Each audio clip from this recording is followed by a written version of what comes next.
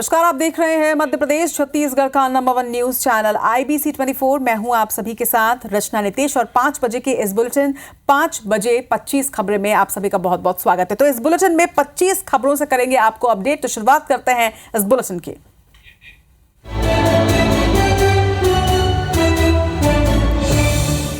और सबसे पहले आपको उमरिया से बड़ी खबर बता दें। बाघिन के कब्जे से महिला का शव मिला है। आपको बता दें कि शव को प्रबंधन छुड़ा लाया है। महिला को जबड़े में दबाकर कुछ देर पहले ही बाघिन ले गई थी। एक महिला को घायल भी इस बाघिन ने किया था। वहीं दूसरी महिला को अपने जबड़े में ले गई थी। एक महिला को घायल भी इस बाघिन ने किया था। वहीं दूसरी महिला को अपने जबड़े में दबाकर ये बाघिन निकल गई थी। इसके बाद वन अमला अलर्ट मोड पर था। आसपास के लोगों ने भी महिला की तलाश शुरू कर दी थी, लेकिन अब महिला का शव यहां से बरामद किया गया है।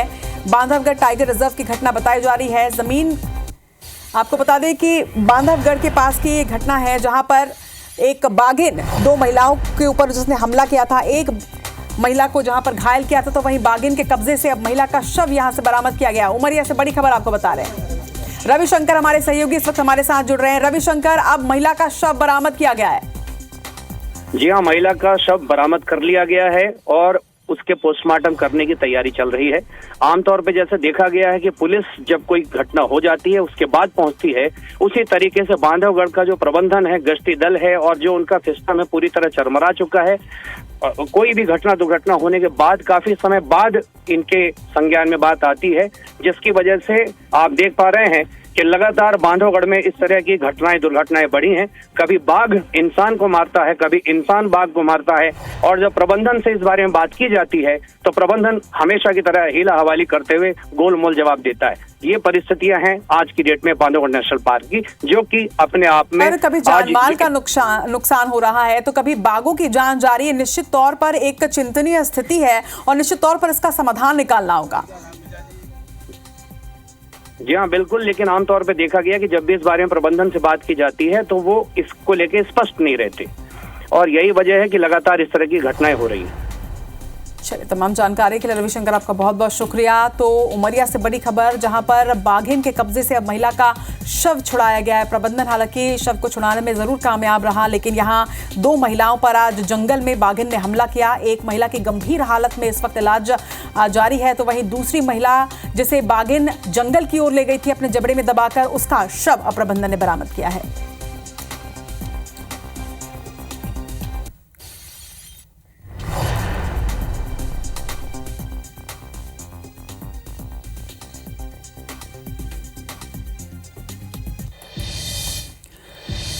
और अब रुक करते हैं विस्तार से खबरों की ओर। और सबसे पहले आपको बताएं, जमीन के बदले नौकरी के मामले में ईडी की चार्जशीट पर दिल्ली कोर्ट ने अब संज्ञान लिया है। दिल्ली कोर्ट ने राबड़ी देवी को 9 फरवरी को पेशी के लिए बुलवाया है। वहीं मीसा भारती को पेश होने के लिए भी यहां पर कहा गया है। आपको ये भी जानकारी दे दें कि दिल्ली कोर्ट ने मामले में संज्ञान लेते हुए यह फैसला सुनाया है। ईडी की चार्जशीट में नाम सामने आने के बाद कोर्ट ने राबड़ी देवी को पेश होने के लिए कहा है।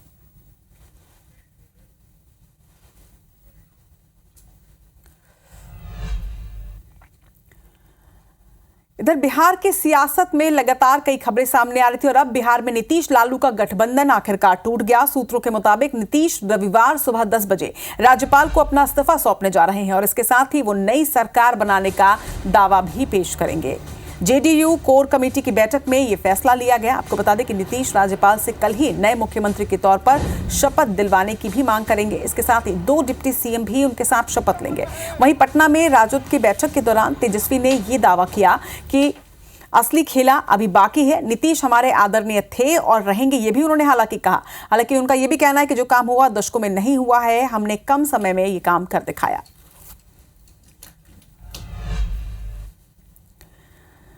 और अब बात दिल्ली की सियासत की। दिल्ली के मुख्यमंत्री अरविंद केजरीवाल ने भाजपा पर दिल्ली की आप सरकार को गिराने की कोशिश करने का आरोप लगाया है। केजरीवाल ने सोशल मीडिया पर एक पोस्ट किया है। पोस्ट के माध्यम से उन्होंने भाजपा पर आरोप लगाते हुए कहा कि भाजपा के एक नेता ने पिछले दिनों दिल्ली के 7 विधायकों से संपर्क किया है और कुछ दिन बाद केजरीवाल को गिरफ्तार करने की बात कही जा रही है। वहीं केजरीवाल के मुताबिक भाजपा ने 7 आप विधायकों को कहा कि 21 विधायकों से बात हो चुकी है। इसके बाद दिल्ली में आम आदमी पार्टी की सरकार गिरा देंगे।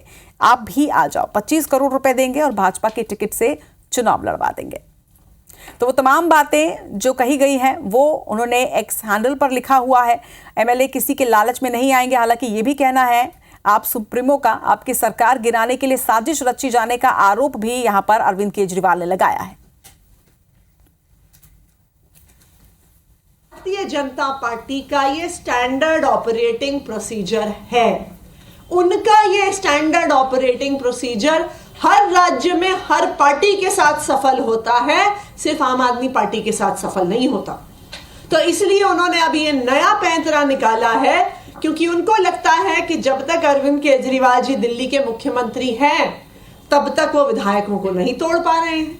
तो इसलिए अब वो अरविंद केजरीवाल जी को जेल में डालकर आम आदमी पार्टी के विधायकों को तोड़कर दिल्ली की चुनी हुई सरकार गिराने की कोशिश कर रहे हैं। इधर महाराष्ट्र में मराठा आरक्षण आंदोलन अब खत्म हो चुका है। आपको बता दें कि मुख्यमंत्री एकनाथ शिंदे की मौजूदगी में मराठा आरक्षण के नेता मनोज जरांगे ने आंदोलन को खत्म किया। सीएम शिंदे ने जरांगे को जूस पिलाकर इस आंदोलन को खत्म करवाया और अध्यादेश की कॉपी भी उन्होंने आज सौंपी। आंदोलन खत्म करने के बाद जरांगे का कहना है कि हम 4 महीने से मराठा आरक्षण के लिए संघर्ष कर रहे थे। अब सरकार पर आरक्षण लागू करने की जिम्मेदारी है। अगर इस बार धोखा हुआ तो मुंबई के आजाद मैदान में वो प्रदर्शन करेंगे। आपको जानकारी दे दें कि मनोज ने मराठा आरक्षण की मांग को लेकर 20 जनवरी से पदयात्रा की शुरुआत की थी। वहीं जालना से मुंबई तक की ये यात्रा थी।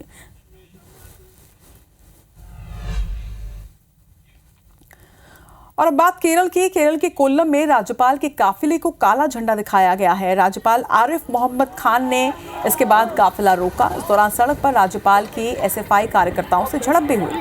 पुलिस पर एसएफआई कार्यकर्ताओं को शह देने का आरोप लगाया गया है। वहीं राज्यपाल ने केरल पुलिस पर यह आरोप लगाए हैं। तो तस्वीरें भी आप देखिए, केरल के कोल्लम की ये तस्वीर है जहां पर राज्यपाल का काफिला जा रहा था और उस बीच काले झंडे दिखाए गए। पुलिस पर एसएफआई कार्यकर्ताओं को शह देने का आरोप इसके बाद लगाया गया और किस तरह से बीच सड़क में राज्यपाल और कार्यकर्ताओं के बीच झड़प हुई ये भी देखने को मिला है। राज्यपाल ने केरल पुलिस पर कई गंभीर आरोप लगाए हैं। आरिफ मोहम्मद खान ने काफिला रोककर सड़क पर उतरे। जब उन्हें काला झंडा दिखाया गया उसके बाद उनका काफिला रुका। हालांकि सड़क पर राज्यपाल की एसएफआई कार्यकर्ताओं से झड़प की यह तस्वीर अब बेहद तेजी से वायरल हो रही है।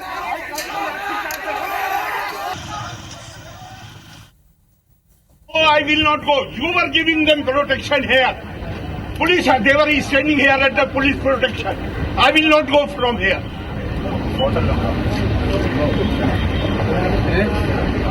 If the police itself is breaking the law, who will uphold the law? और अब बात करते हैं राहुल गांधी की भारत जोड़ो न्याय यात्रा की। राहुल गांधी की भारत जोड़ो न्याय यात्रा ओडिशा से रायगढ़ होते हुए छत्तीसगढ़ में प्रवेश करने जा रही है। ये यात्रा 8 फरवरी से 15 फरवरी के बीच छत्तीसगढ़ में संभावित है। वहीं यात्रा की तैयारी को लेकर अब रायगढ़ सारंगढ़ जिले में कांग्रेस पदाधिकारी और कार्यकर्ताओं की लगातार बैठकें भी चल रही हैं। जिला कांग्रेस कमेटी ने अलग अलग क्लस्टर भी बना लिए हैं और क्लस्टर बनाकर पदाधिकारियों को यात्रा की जिम्मेदारी सौंपी गई है। इधर राहुल गांधी की भारत जोड़ो यात्रा ओडिशा के कनकतुरा मार्ग से रायगढ़ और फिर शक्ति के साथ सरगुजा संभाग तक पहुंचेगी। इस दौरान छत्तीसगढ़ सीमा पर यात्रा का कांग्रेस नेता, विधायक और जनप्रतिनिधि स्वागत भी करेंगे। कांग्रेस का यह दावा है कि राहुल गांधी की ये यात्रा लोकसभा चुनाव के मद्देनजर गेम चेंजर साबित होगी।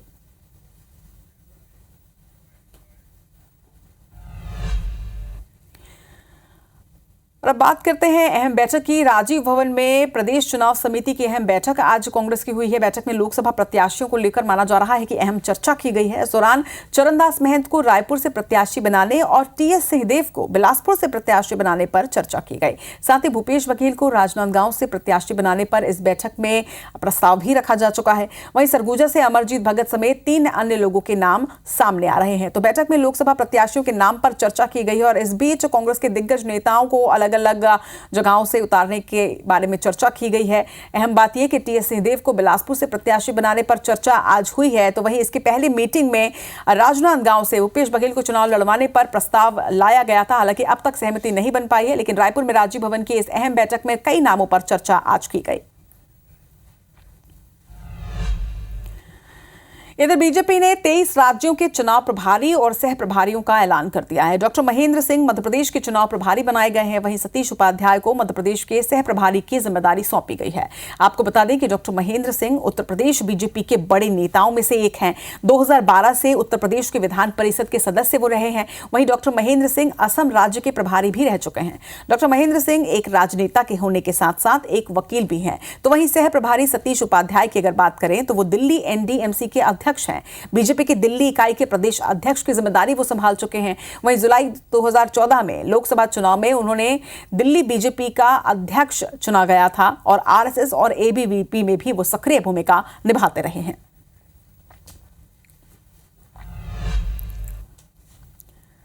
और अब रुक करते हैं खंडवा की ओर। खंडवा में जिला पंचायत उपचुनाव की लिस्ट जारी की गई। वोटर लिस्ट से 200 से ज्यादा ग्रामीणों का नाम इस दौरान गायब मिला है। नाम कटने की वजह से ग्रामीणों में आक्रोश देखा जा रहा है। वहीं मामले को लेकर अब कलेक्टर से शिकायत की गई है और कलेक्टर ने इस शिकायत के बाद जांच की बात जरूर कही है। आपको बता दें कि 200 से ज्यादा ग्रामीणों का नाम एक साथ इस लिस्ट से गायब मिलने के बाद गाँव वालों ने शिकायत इसकी की है और अब कलेक्टर ने जाँच के आश्वासन दिए हैं।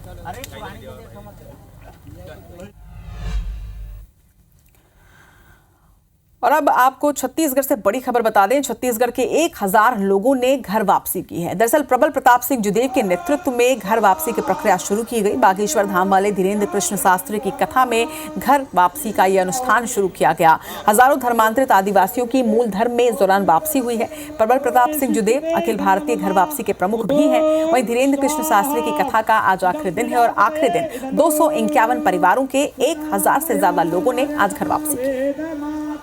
प्रचोदयन्तं व्रजत ब्रह्मलोकम् ओम पूर्ण। और अब बात करेंगे मध्य प्रदेश में बिगड़ती कानून व्यवस्था को लेकर कांग्रेस प्रदेश अध्यक्ष जीतू पटवारी ने सरकार पर निशाना साधा है। जीतू पटवारी का कहना है कि प्रदेश भर में अपराध बढ़ रहे हैं। नए मुख्यमंत्री के कार्यकाल में अपराधों के रिकॉर्ड टूट रहे हैं। इस तरह के अपराध बढ़ेंगे तो सभ्य समाज कैसे आएगा। मुख्यमंत्री के किए हुए एक्शन से अधिकारी डरते नहीं है और इसीलिए लगातार अपराधों की संख्या बढ़ती जा रही है। वहीं बीजेपी के वचन पत्र को लेकर जीतू पटवारी ने निशाना साधते हुए कहा कि धान और गेहूं के दाम कब मिलेंगे, 450 रुपए में गैस सिलेंडर कब से देंगे, ये सरकार को बताना चाहिए। उज्जैन में दोहरा मर्डर कांड हुआ। एक दिन पहले उज्जैन में के पास माकड़ोन में सरदार वल्लभ भाई पटेल की मूर्ति पर हमला हुआ। हमारे नए मुख्यमंत्री आदरणीय मोहन यादव जी, करप्शन अपनी जगह चल ही रहा है, उसके साथ साथ अपराध में सारे रिकॉर्ड तोड़ रहे हैं। संकट में है मध्य प्रदेश की आम जनता। सरकार को चेतना चाहिए, समझना चाहिए। और अब खबर रायगढ़ से, जहां पर शहर के सावित्री नगर इलाके में धर्मांतरण को लेकर शनिवार की सुबह जमकर हंगामा हुआ। स्थानीय लोगों को सावित्री नगर इलाके के एक मकान में धर्मांतरण की शिकायत मिली। शिकायत पर जब स्थानीय पार्षद सहित कुछ लोग वहां पर पहुंचे तो एक कमरे में हिंदू धर्म की कुछ महिलाओं को मसीही साहित्य के साथ धर्मांतरण के लिए प्रेरित किया जा रहा था। हिंदू धर्म के लोगों ने जब इसका विरोध किया तो मसीही समुदाय की कुछ महिलाओं ने यहाँ पर मारपीट भी शुरू कर दी। बताया जा रहा है कि इसके बाद बजरंग दल और भाजपा कार्यकर्ताओं को जब जानकारी मिली तो वो भी भवन पहुंचे और दोनों पक्षों के बीच जमकर झूमा झटकी और हंगामा भी हुआ। मामले की सूचना मिलने के बाद पुलिस मौके पर पहुंची और मसीही समुदाय के साथ अन्य लोगों को यहां पर हिरासत में लिया गया है। वहीं भवन से मसीही साहित्य, डीवीडी और प्रोजेक्टर भी पुलिस ने जब्त किया।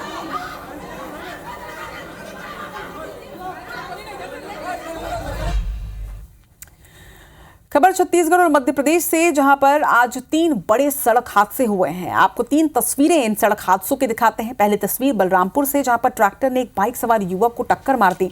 हादसे में एक युवक की मौत हुई है जबकि दूसरा युवक घायल बताया जा रहा है। वहीं राजधानी भोपाल में डंपर की चपेट में आने से एक छात्रा की मौत हो गई है जबकि पिता गंभीर रूप से घायल हैं, जिनका इलाज इस वक्त जारी है। वहीं सारंगगढ़ में अनियंत्रित ट्रैक्टर ने बाइक को टक्कर मार दी। इस हादसे में एक युवक की मौत हो गई है जबकि एक युवक घायल है।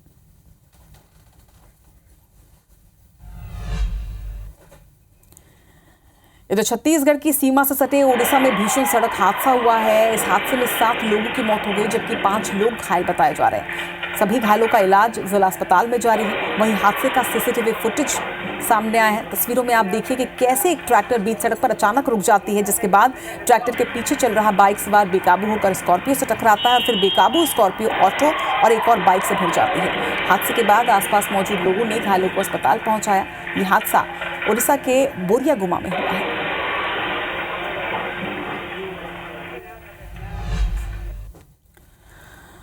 और अब आपको राजधानी रायपुर की स्टंटबाजी का एक वीडियो दिखाते हैं। दरअसल नवा रायपुर में एक बार फिर से स्टंट बाइकर्स का स्टंट नजर आया। बाइक सवार युवक ट्रैफिक भरी सड़क पर कैसे स्टंट करते नजर आ रहे हैं, ये आप भी देखिए। एक बाइक पर 3-3 युवक सवार। हालांकि यातायात विभाग ने कुछ ही दिन में 16 बाइकर्स पर एक्शन भी लिया था, लेकिन पुलिस की सख्ती का भी असर इन स्टंटबाजों पर होता नजर नहीं आ रहा।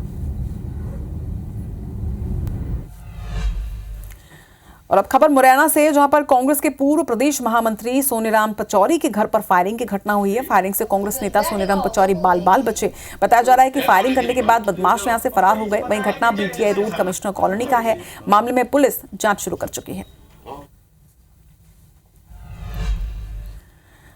वहीं जबलपुर के हनुमान ताल थाना पुलिस ने युवक की हत्या के मामले में 2 आरोपियों को गिरफ्तार कर लिया है। आपको ये भी बता दें कि घटना का सीसीटीवी फुटेज सामने आया है। सीसीटीवी फुटेज खंगालने के बाद पुलिस ने 2 आरोपियों को गिरफ्तार कर लिया है। आरोपियों ने प्रेम प्रसंग के विवाद पर इस घटना को अंजाम दिया था।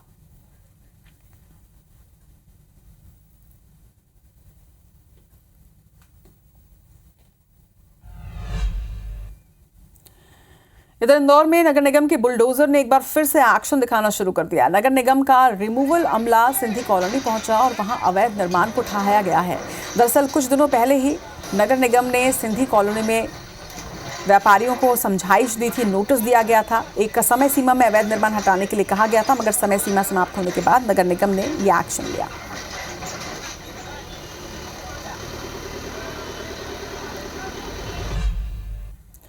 सरगुजा जिले के ग्राम घंगरी में बने एजुकेशन हब में अव्यवस्था से परेशान छात्र छात्राओं ने कलेक्टर से इसकी शिकायत की। बता दें कि आवासीय एकलव्य विद्यालय के सैकड़ों छात्र छात्राएं 7 किलोमीटर पैदल चलकर कलेक्ट्रेट पहुंचे। कक्षा 6वीं से 9वीं के छात्र छात्राओं ने हॉस्टल वार्डन और स्कूल प्राचार्य पर गंभीर आरोप भी इस दौरान लगाए। छात्र छात्राओं का कहना है कि हॉस्टल वार्डन खाने पीने की व्यवस्था में लापरवाही बरतती है। इसके साथ ही गाली गलौज का भी आरोप छात्रों द्वारा लगाया गया, जिसके बाद कलेक्टर ने मामले में तत्काल प्रभाव से वार्डन को निलंबित कर दिया है।